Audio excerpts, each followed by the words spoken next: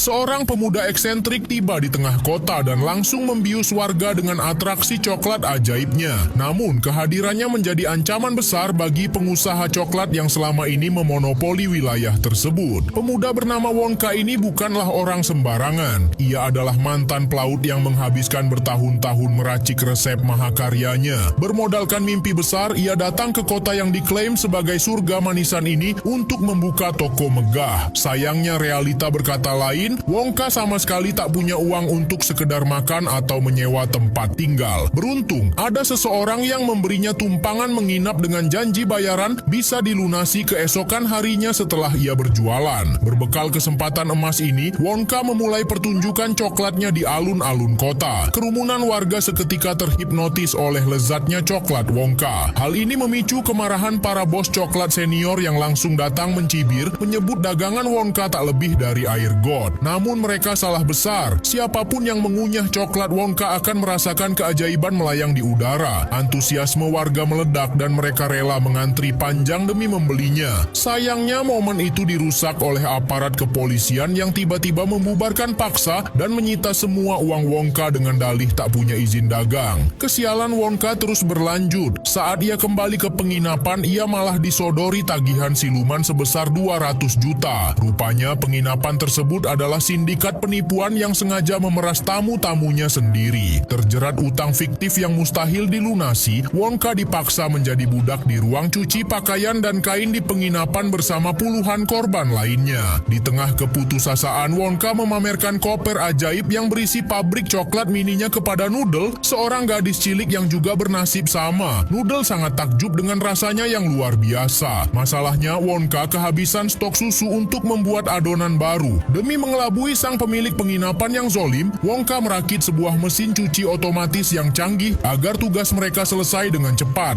Berkat alat itu, Wonka dan Noodle berhasil menyusup keluar di tengah malam. Target operasi mereka kali ini adalah kebun binatang kota, demi mencari pasokan susu segar yang akan menyempurnakan resep rahasia Wonka. Rencana mereka berjalan mulus saat sang penjaga kebun binatang tak sadarkan diri usai diberikan coklat ajaib. Wonka dan Noodle menyelinap masuk ke kandang jerapah untuk mengambil susunya secara diam-diam. Setelah dirasa cukup, mereka kembali dan menikmati kebebasan sesaat di bawah langit malam. Namun keesokan harinya, ancaman baru datang. Kepala kepolisian kota mencegat Wonka dan mengultimatumnya untuk segera angkat kaki dari kota tersebut selamanya. Terungkaplah fakta bahwa aparat penegak hukum itu hanyalah pion yang disetir dan dibayar mahal oleh para pengusaha coklat. Mereka sangat gemetar melihat potensi Wonka yang bisa menggulung tikar bisnis lama mereka. Ancaman polisi korup tak sedikit pun menciutkan nyali Wonka. Ia memilih taktik gerilya, berjualan secara sembunyi-sembunyi dari incaran petugas. Di sisi lain, Wonka juga harus menghadapi sosok makhluk kecil berwarna oranye yang terus mencuri hasil karyanya. Malam itu, Wonka memasang jebakan dan berhasil menangkap makhluk kurcaci tersebut. Ternyata sang kurcaci sedang menuntut balas karena Wonka pernah mengambil biji kakao dari pulaunya.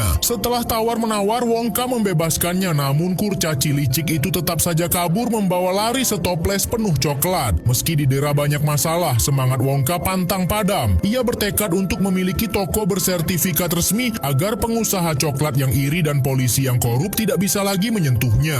Impian terbesar pria ini akhirnya terwujud. Toko permen megahnya resmi dibuka dan langsung diserbu lautan pengunjung. Namun, ada konspirasi jahat yang terjadi di malam sebelumnya. Pengusaha coklat lainnya yang iri kepadanya semakin panik dan telah menyuap aparat lebih besar lagi dan menyewa penyusup untuk menuangkan ramuan perusak ke dalam adonan coklat Wonka. Tanpa menyadari adanya sabotase mengerikan itu, Wonka dengan senyum lebar menyambut para pelanggan di hari peresmian. Semua orang tampak gembira dan rela merogoh kantong demi mencicipi berbagai permen unik di toko yang terlihat sangat sempurna tersebut. Bencana besar akhirnya pecah. Efek sabotase itu membuat wajah para pengunjung tiba-tiba ditumbuhi bulu lebat layaknya gorila warna-warni. Suasana berubah menjadi histeris dan para pelanggan yang mengamuk langsung menghancurkan seisi toko hingga rata dengan tanah. Rencana busuk para pesaing sukses besar. Di tengah puing-puing mimpinya, Wonka didatangi oleh para bos coklat pesaingnya. Mereka menawarkan uang dan kebebasan teman-temannya di penginapan, asalkan Wonka mau naik kapal dan pergi pergi dari kota mereka selamanya. Demi keselamatan kawan-kawannya, Wongka terpaksa setuju. Namun tanpa ia ketahui, kapal tersebut sudah dipenuhi bahan peledak. Para pesaing licik ini ternyata berencana melenyapkan keberadaan Wongka secara permanen. Satu demi satu teman Wongka dilepaskan dari penginapan kumuh mereka, kecuali Noodle yang sengaja ditahan oleh para penjahat. Di saat yang genting, Wongka yang dikira sudah tiada akibat ledakan kapal semalam, secara ajaib muncul kembali untuk menyelamatkan Noodle. Kini saatnya membalikan keadaan. Mereka menyusun strategi gila dengan melepaskan jerapah curian tepat di tengah acara penting para pengusaha coklat. Kekacauan yang ditimbulkan jerapah itu memberi celah bagi Wongka dan teman-temannya yang menyamar untuk menyusup ke markas rahasia para pengusaha yang iri kepadanya. Setelah menggeledah seluruh ruangan, Noodle akhirnya menemukan sebuah buku besar yang mencatat rapi semua aliran dana korupsi dan kejahatan finansial mereka. Sialnya, aksi penyamaran mereka terbongkar. Wongka dan Noodle diseret dan dijebloskan ke ruang bawah tanah pelenyapan raksasa. Para pengusaha kejam itu membuka katup udara di atas mereka, memuntahkan ribuan liter coklat cair untuk menenggelamkan keduanya tanpa jejak. Di tengah genangan yang perlahan naik hingga ke leher, Wongka memutar otak mencari jalan keluar. Mereka berharap bisa mengapung mengikuti naiknya cairan coklat untuk mencapai langit-langit, namun ternyata skema pelarian itu sama sekali tidak membuahkan hasil. Napas Wongka dan Noodle sudah berada di ujung tanduk. Di detik-detik terakhir yang menegangkan, sosok kurcaci yang sebelumnya ditangkap Wongka muncul membawa mesin terbang kecilnya. Ia menyedot seluruh coklat pekat tersebut sebagai bentuk balas budi atas kebaikan Wongka di masa lalu. Sementara itu, para pesaing Wongka yang sedang bersorak merayakan kelicikan mereka dibuat bungkam. Pintu mendadak terbuka dan Wongka melangkah maju membawa buku bukti kejahatan mereka. Tanpa disadari, para pengusaha jahat itu sebelumnya telah melahap coklat terbang buatan Wongka. Efeknya pun bekerja seketika. Tubuh mereka semua melayang tinggi ke udara tanpa bisa turun kembali, menerima ganjaran atas perbuatan mereka. Keadilan akhirnya menang. Wongka kini bebas memproduksi coklat ajaibnya dan pabrik impiannya pun berdiri kokoh di tengah kota.